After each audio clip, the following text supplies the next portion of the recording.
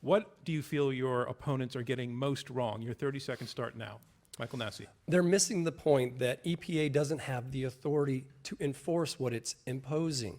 If a state refuses, I would ask, to do a plan, okay, and EPA has said it will impose its own plan, do they have the authority to actually enforce the assumptions that are hardwired into the standard that is not related to technology, but is related to grid assumptions the agency has no jurisdiction or expertise in? How will they enforce such a standard? I'm going to Carl too now. This rule requires the utilities, the power plants themselves, with the units they operate, to meet a standard to reduce emissions. The burden's on them directly. The burden's not on the states. States aren't asked to do anything. They don't own the units, right?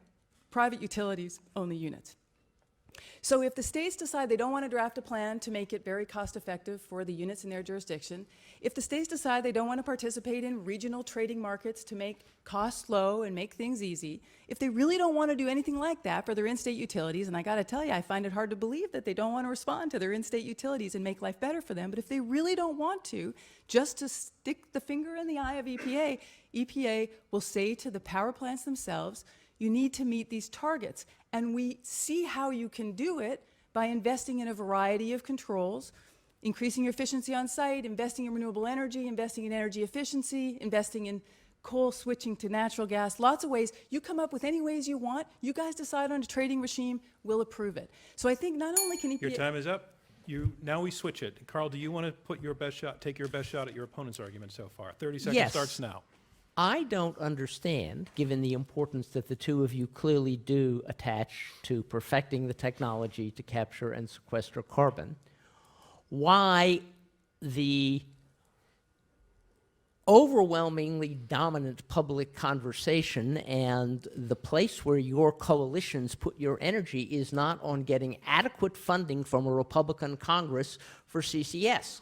Why you are attacking the Clean Power Plan, which at worst is neutral to the development of the technology, rather than advocating for the funding it needs. Either one or both of you has a minute I think to we need to respond. be careful about painting with a broad brush about industry. Okay, there's many industries that are putting their own shareholder money in play right now to try to advance a technology that EPA has already deemed to be commercially demonstrated and available and required to be installed on new coal-fired power plants.